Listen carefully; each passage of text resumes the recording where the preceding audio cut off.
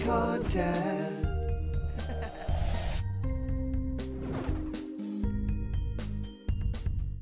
What's happening, my block buddies? This is Blocked Content. My name is Callum. This is a new episode, and this is just insane. There are spoilers for Super Mario Odyssey incoming, so click away if you don't want to be spoiled, and if you're still here, it means you're ready for the news, and that's, well, Super Mario Odyssey is going to have at least 10 kingdoms, or maybe 10 kingdoms in total.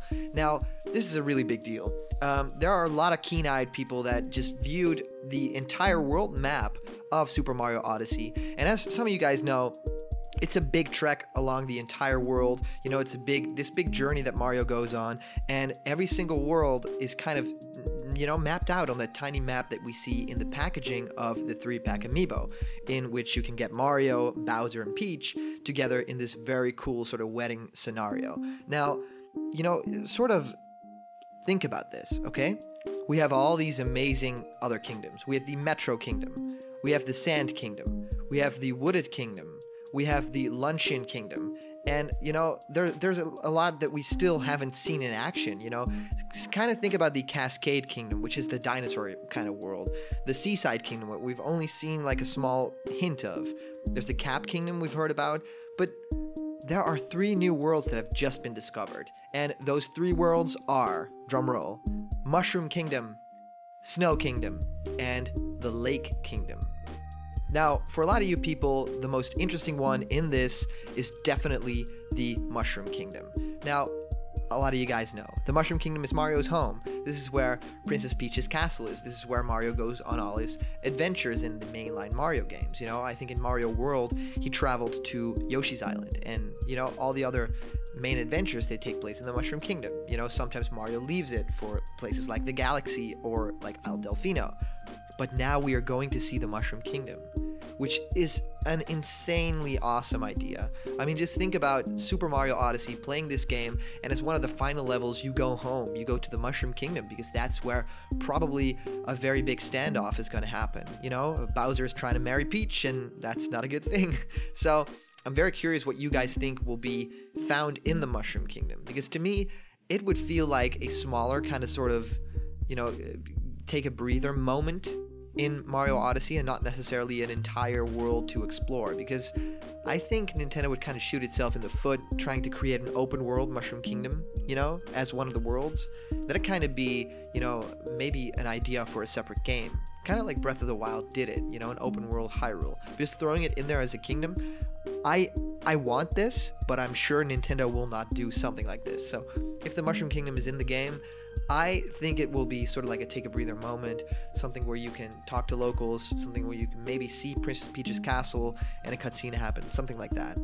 So the other one, this is really exciting, is the Lake Kingdom. And the Lake Kingdom, to me, it feels like, you know, this is where the water adventures are going to happen. But we already have the Seaside Kingdom. You know, this has been revealed by Nintendo, and there are a couple of trailer shots as well with Mario swimming and the Cheep Cheep. So what would be the difference between a Lake Kingdom and what would be the difference between something like a Seaside Kingdom? I think I got an idea.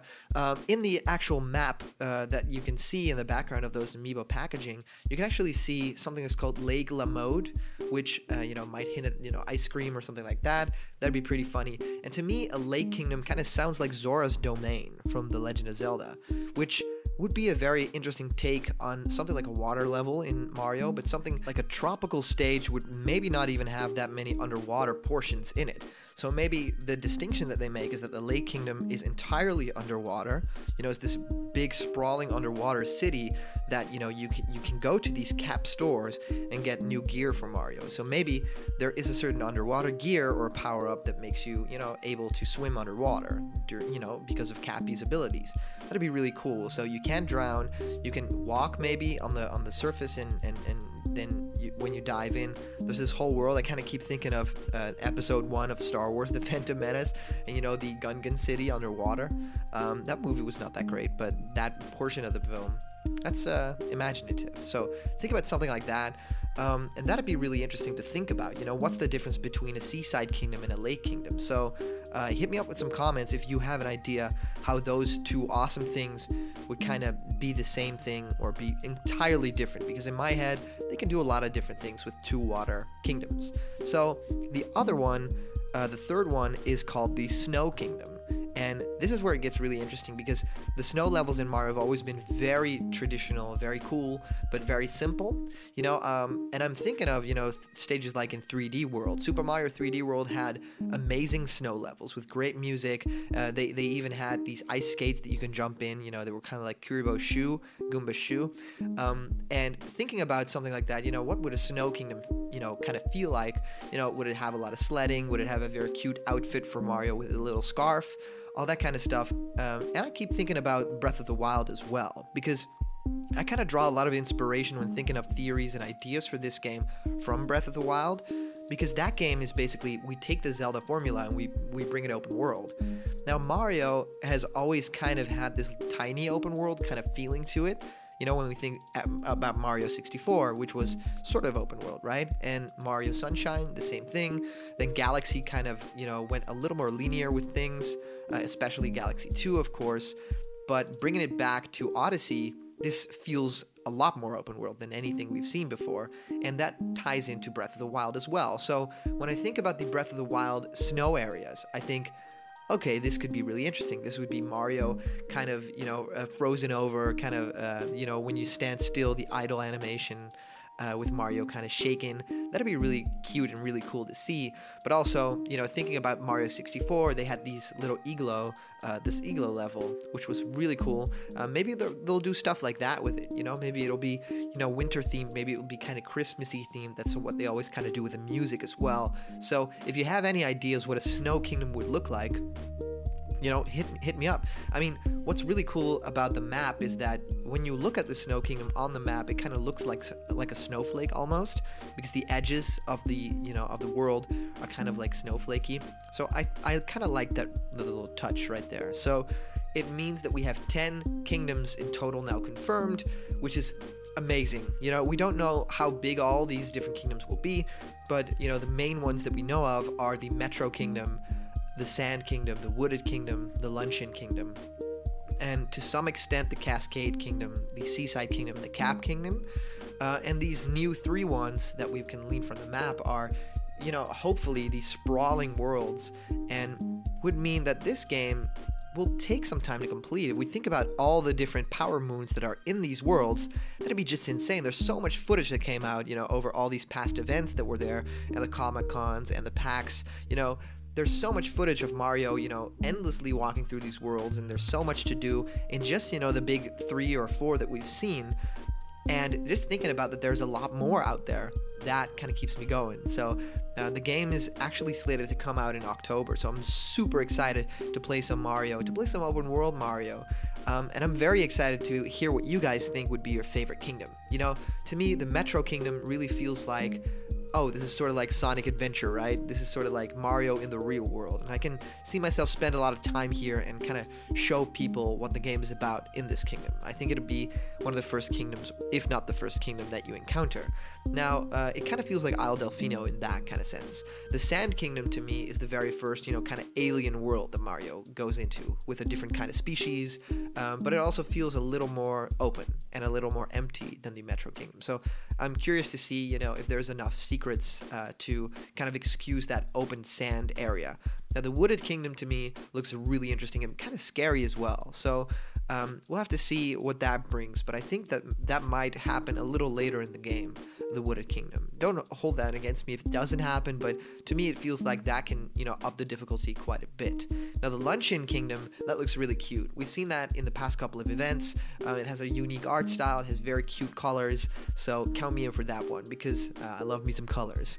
And the Cascade Kingdom, of course, some people call it the Dinosaur Kingdom, is where the big T-Rex lives. And this feels like, like such a cute, such an amazing sprawling level that really feels sort of like a Jurassic Park come to life. So having Mario in there would feel really weird, but, really how much weirder than the Metro Kingdom can it get, right? So we have the Seaside Kingdom. To me, that would be the underwater world. And the Cap Kingdom is this weird black and white hat village thing that we've seen in the trailer, which looks really cool, really weird, and it looks like Cappy really belongs there, because Cappy is actually sort of like a spirit. He almost looks like a Boo wearing a hat, so yeah, I'm interested to see, kind of what Nintendo will do with all these different worlds and how they will differ from each other. And if there are 10, are there 10 in total? Is there more coming? What does the Mushroom Kingdom mean? I don't know, but I really want to know. But more than that, I kind of want to know you guys' thoughts on, what's happening with Super Mario Odyssey, and what are the worlds that you are most looking forward to?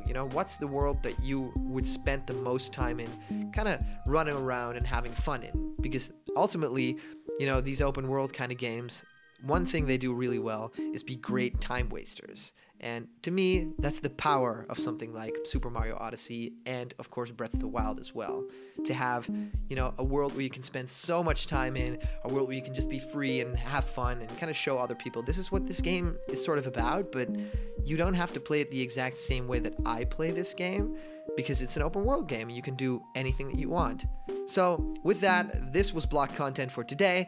I want to thank you guys so much for tuning in. If you're not a fan already, please head on over to the awesome subscribe button right there. If you click it, you become an official fan of block content, and you'll help me, make this dream a reality of serving you guys with all the latest news every single day. So press the subscribe button and become part of the block content family. I'll see you guys later. And remember, if you answer that comment question at the start of the video, you'll be a part of history, because the best question, the best answer will be chosen to appear in the video, just like this very first one. So thank you guys so much for tuning in, and I'll see you guys next time, where there's always more news.